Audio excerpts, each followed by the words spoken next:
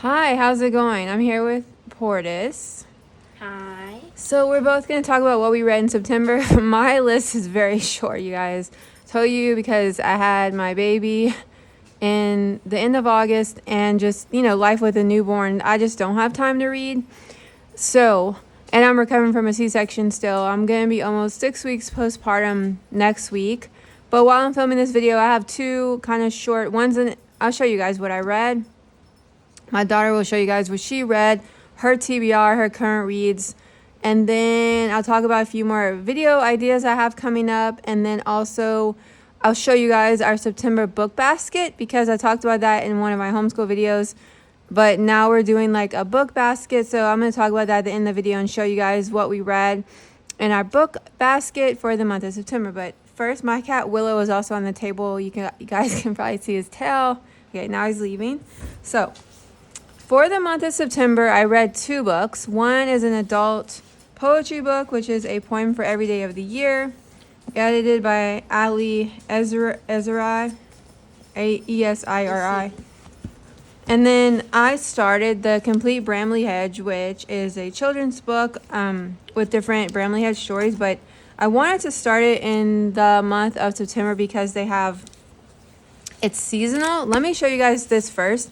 I've talked about this book many times. If you're new to my channel, you might not have seen it, but I've included it many times in like favorites, end of the year videos and things like that.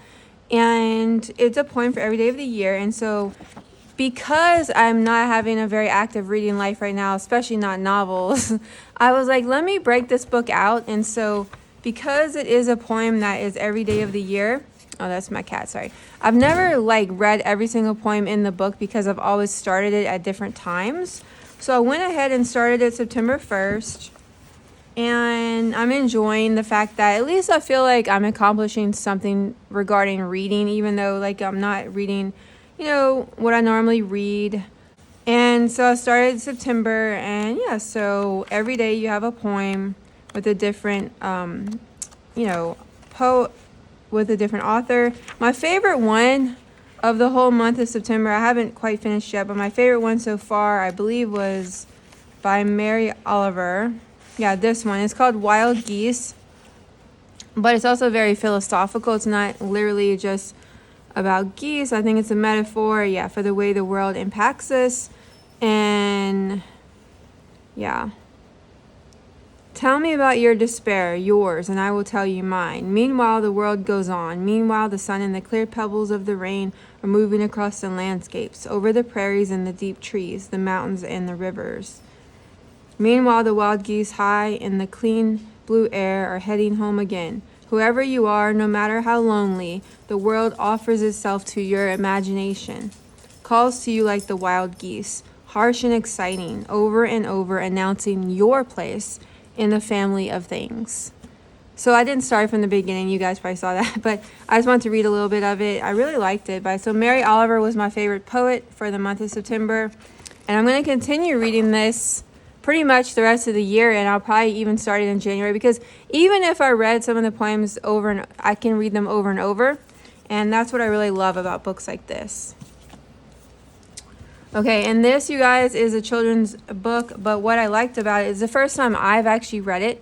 I bought this recently, and I wanted to start with Autumn Story, and that's what I did. So I will be reading, this is like my TBR for the next month because I will be reading Winter Story. So I did read Autumn Story. Look at the illustrations. Look how beautiful. It's beautiful little mice homes, and I love all the little details, very cottagecore.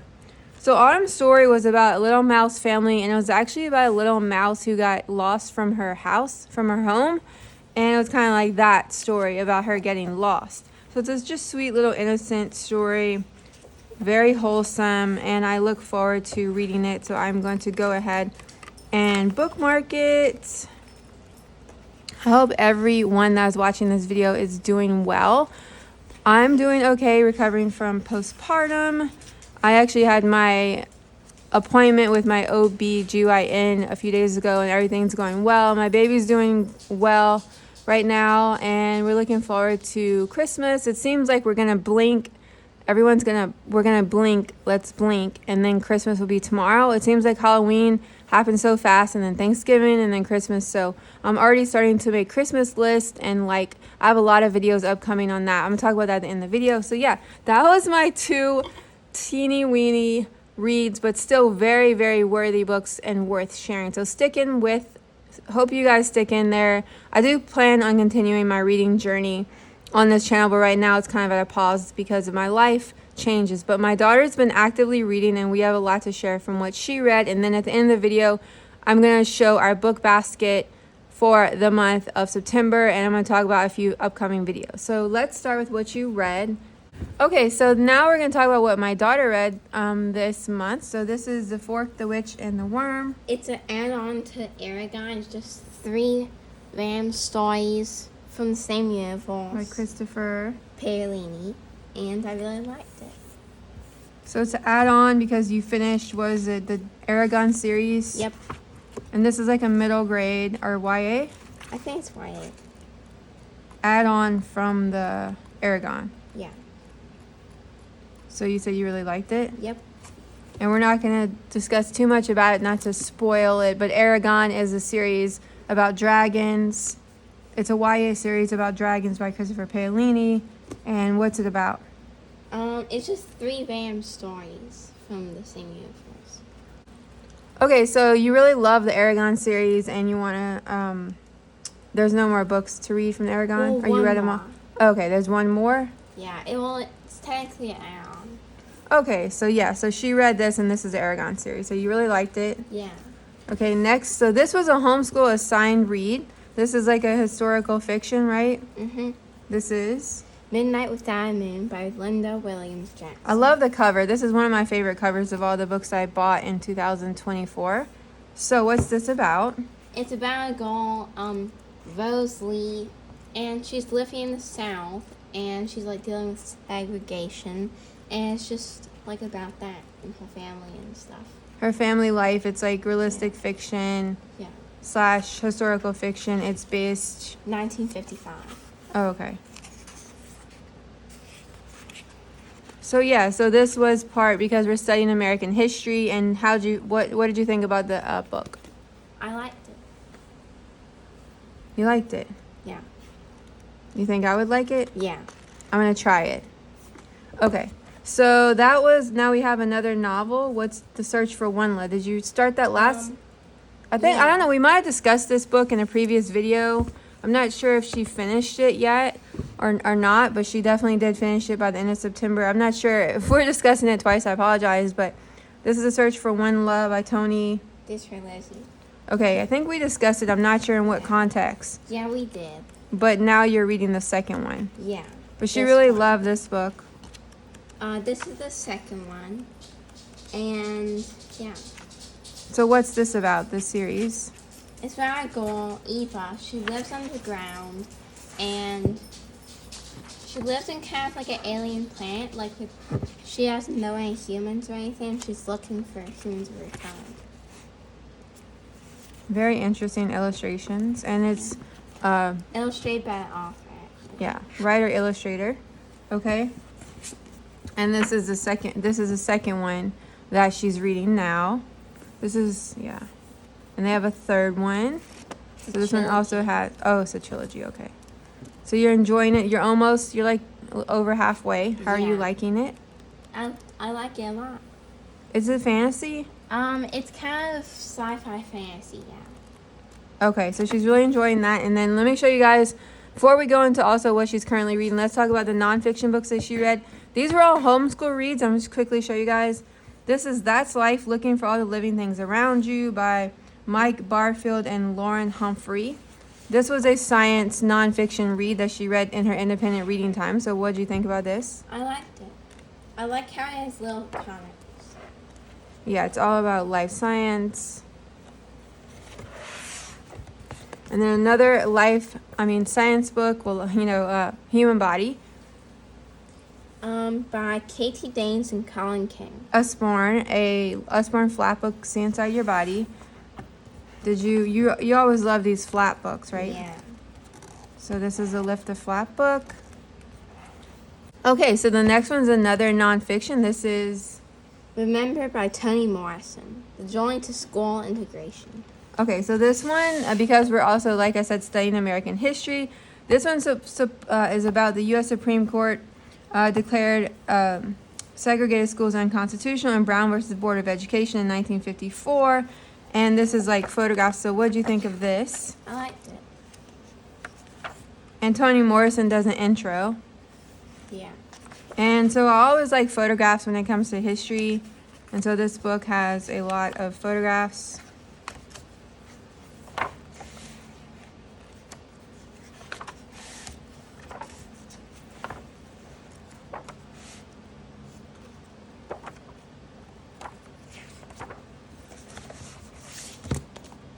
It's kind of like a picture book. It's like a little bit bigger than a picture book size. Like I think it's like, yeah, it's like 78 pages. So it's a little bit thicker than an average. It's like a nonfiction picture, a little bit bigger than a nonfiction picture book, which is usually like 64 pages. So it's that many pages. Yeah. I think it's beautiful. Okay, so another science, couple more science books is, I'm not sure if we showed these also. We're kind of a little bit off track this month. I apologize, but this is Usborne Lift the Flap Biology. Another Lift the Flap. And did you like this one? Yep. Okay, and so the next one is another Museum of science. Odd Body Leftovers by Rachel Poliquin. Illustrations by Clayton Hamlin. Okay, so this one she really liked. I would say, would Yeah. this one be your favorite? Yeah. Because she was talking about this book a lot outside of, Because it is a yeah, lot of like reading. interesting little facts that like and then yeah. So she learned a lot in this one. And this one's a little bit longer than the other ones, like text-wise, I would say. Well, maybe not the Yeah. first one, but because there's a lot of text. yeah. But this one, you learned a lot of stuff about the human body. Mhm. Okay, so now we're going to talk about her current reads. I'm also going to link everything for you in the description. Okay. So false. I started this a long time ago, Yes. and I'm gonna finish it. I'm just making my way there. This is Incorrigible Children of Ashton Place. This is the last one. Yeah. So I love this series. I read this series like over a year ago, I believe. My daughter is finishing up the series. So this is telling them what just the series is about as a whole. It's about these like wolf children and their governess, basically. Well, it's these children who were found in the woods, and it's a whole mystery series about what's like behind why they, she called them wolf children. They're like, they howl like a wolf, and They chase squirrels. they chase squirrels. They're very unruly, kind of wild, Yeah, and they're like found. walking Yeah, outside. and so it's kind of like the whole. It's like a mystery series. It's a middle grade fiction mystery series. So good. I really like the writing for. As an adult, I really found it interesting, and it has illustrations too. I was so excited to complete the series, and I'm not a big series reader, so I really loved it, and she is enjoying it. Oh yeah, and so the illustrations, some of the illustrations are by John Klassen, but I think the illustrator changed. These are illustrated by Eliza Wheeler. I think the first ones are illustrated by John Klassen. Yeah. I think the first 3 are by John Klassen, and then the last 3 by Eliza Wheeler. The last 2, I think, are by But, Eliza yeah. Wheeler, 'cause the So caption. I highly recommend this for a lot of different ages, and also it would be a good read aloud. So next up is The Lord of the Rings, The Fellowship of the Ring. I've been off and on reading this. Like, I'll read like 10 pages, then I'll pause and I'll read 10 pages, because it's a very like, Dense. yeah, it's very dense, because the writing is like it's very small writing and a lot of writing, Yeah. and it's very elegant and like complicated. Okay, so she's working on completing The Lord of the Rings. This is part 1. She read The Hobbit last year, I believe. So this is William Shakespeare's comedies. It's like all of his non-tragedies. And she's just taking her time. Yeah. So what are you reading now? Which story? I'm pretty sure it's The The Tempest. Tempest? Okay.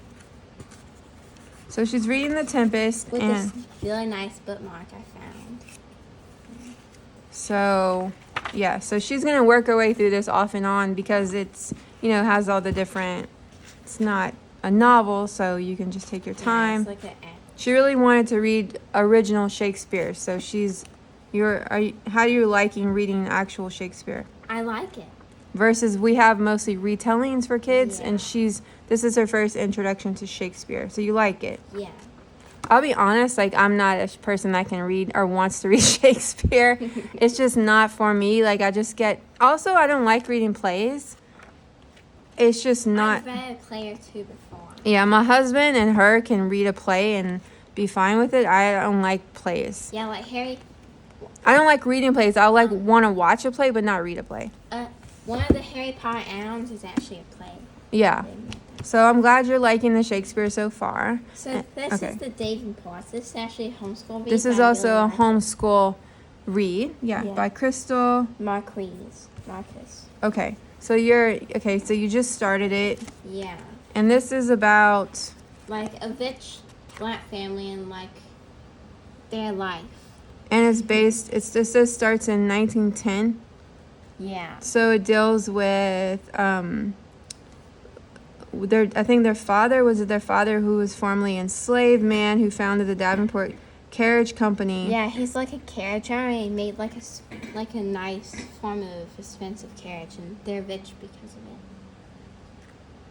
it. Okay.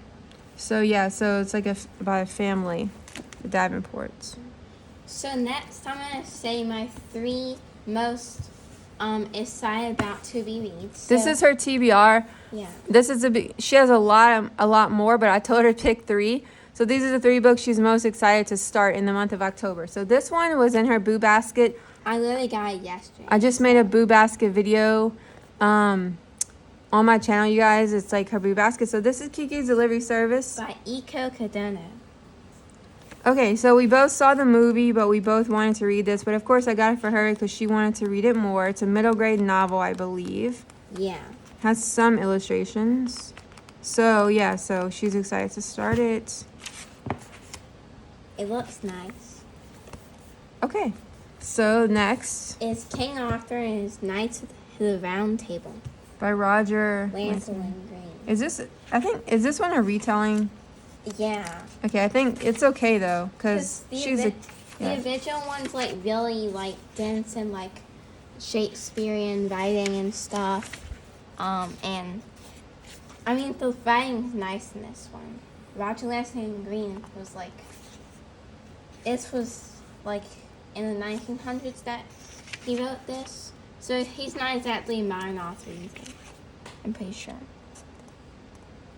Yeah, I was looking for a little bit more information on. Let's see. I think her father. He has Lamont the author. I think we have the original, don't Yeah, we? that's Here's a nice. Oh, these are like woodcuts. Look at that. Look at the this. woodcuts. Okay, so this is my husband's book. This is by Sir Thomas Mallory. How you pronounce it? Mallory. Yeah. So this is the original.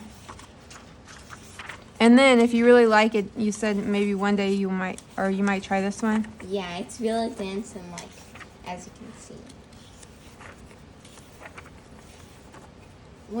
I actually got that at Barnes & Noble. I was at Barnes & Noble and like I saw it. It was like really pretty, and I've been wanting to read King Arthur because like I never read it before. So Okay. So now we have. Rumo. This is by Walter Moles. I actually know nothing about this. Wait, I'm confused because I thought this was the second part to It the is. 13 and a half Lives of Captain It Blueberry. is. I just really want to read it once I get the first one. But how are you going to read it if it's the second part? I'm going to read it after I get this one, but I'm just really excited to read it. Okay, so she can't start this one yet because It's the second it's the second one. I was confused. Okay.